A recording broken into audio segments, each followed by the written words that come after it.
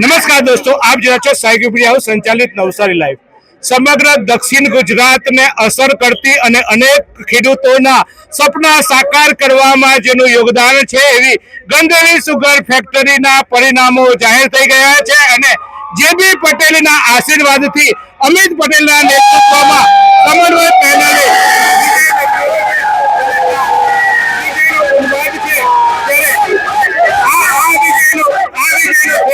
જેના માટે જાય છે એ અમિતભાઈને ચોક્કસ આપણે પૂછવાની કોશિશ કરીશું।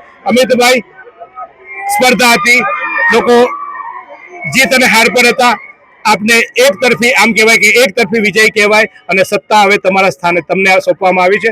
શું આ સત્તાનો શ્રેય કોને આપશો અને મતદારો માટે શું કહેશો? અમારા ગંધેવી સુગર ફેક્ટરીના તમામ સભાસદોનો આભાર માનું છું। જેમણે મને મત આપ્યો છે તેમનો પણ આભાર માનું છું અને જેમણે મને મત નથી આપ્યો તેમનો પણ હું આભાર માનું છું। અને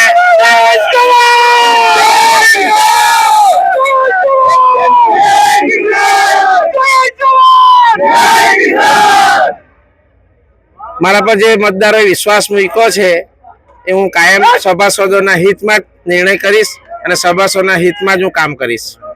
તો અમિતભાઈ, તમારા માટે પડકારો પણ બહુ છે, તમે બહુ સવાલો જે તે સમયે જે ગઈ વખત સંચાલકો છે એની સામે ઉભા કર્યા હતા, મતદારોએ સવાલના જવાબ આપી દીધા છે, મતદારોએ હવે તમને પસંદ કર્યા છે, તમારા પર ભરોસો મૂક્યો છે।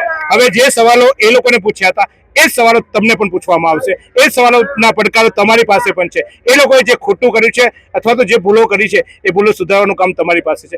આ કામ કેટલું કપડું છે અને તમે, કારણ કે એકવાર તમે જ્યારે સવાલ પૂછનાર હતા ત્યારે તમે હવે જવાબ આપનાર થઈ જવાના છો, તો આ બંને તફાવત, કારણ કે સામે ઉભા રહીને તો બહુ વિરોધ થાય પણ જ્યારે પોતે જવાબ આપવાનો હોય ત્યારે મોટી મુશ્કેલીઓ થાય, તો આ કેવી રીતે પાર પાડશો?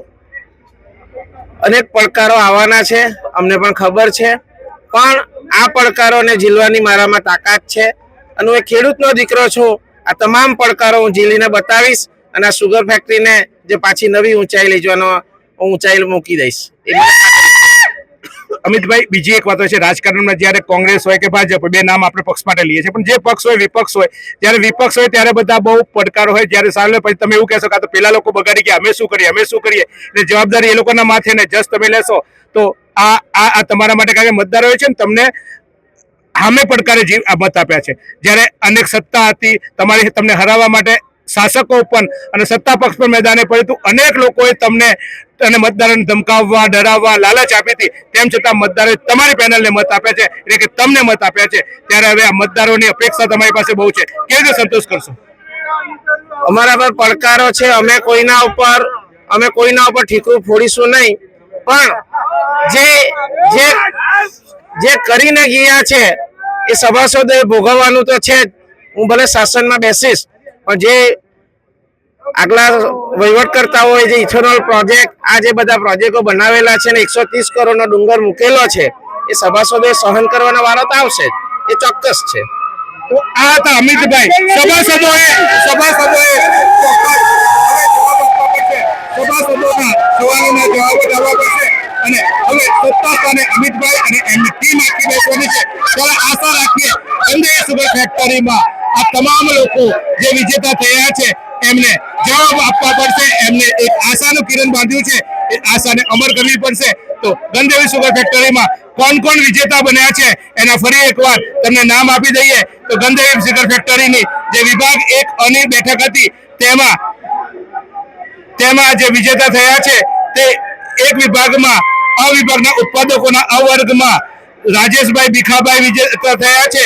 તો વિભાગ 2 ઉત્પાદકોનો વિભાગ છે તેમાં ચોક્કસ સમીરભાઈ રમેશભાઈ પટેલ વિજેતા થયા છે, 198 મતો એમને મળ્યા છે। તો વિભાગ જે 4 છે, 4 વિભાગ ઉત્પાદક સભાસદોનો અવર્ગનો છે તેમાં ચેતનભાઈ પટેલ વિજય થયા છે। તો જે વિભાગ 5 છે એમાં અરુણભાઈ ગોવિંદભાઈ પટેલ વિજય થયા છે।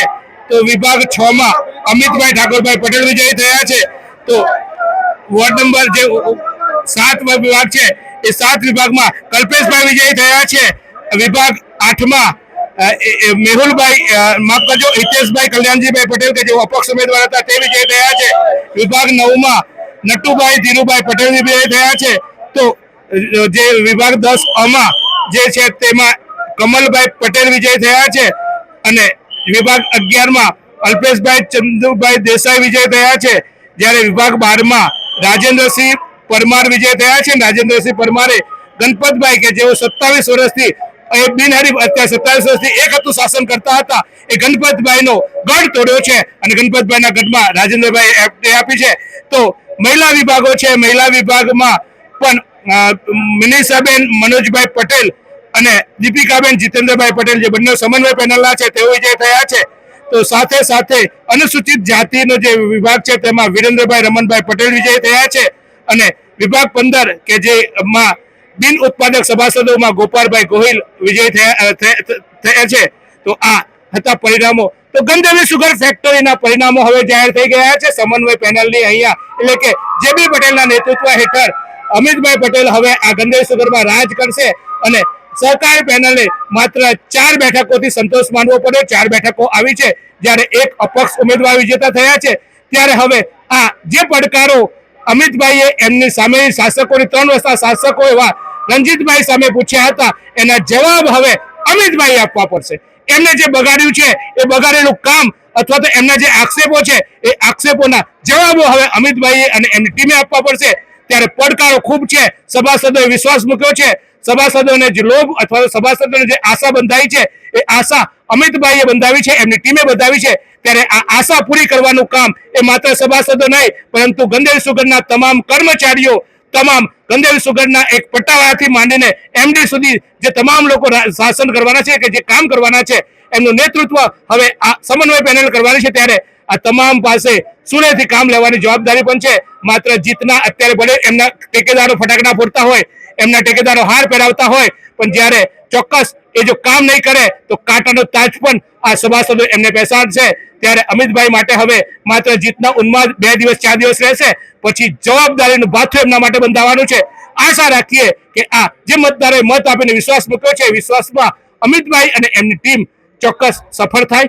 અને જો એ ભૂલ કરશે તો અમે તો બેઠા જ છીએ, જમવાને દઈશું, ઊંઘવાને દઈશું. અને ખેડૂતોના નામે જ્યારે મત માંગ્યા છે અને ખેડૂતોનું અહિત કરશે તો આ ખેડૂતનો દીકરો એમને જઈને જગાડશે, એમને સવાલ પૂછશે કે અમિતભાઈ તમે તો આ વચનો આપ્યા હતા, હવે ક્યાં ગયા? અને એ અમિતભાઈ અને તમામ સભાસદો જે ચૂંટાઈને આવ્યા છે એમને સવાલો પૂછીશું, આપણે આપણા હક માંગીશું અને ચોક્કસ આશા રાખીએ આપણે આવું ના કરવું પડે.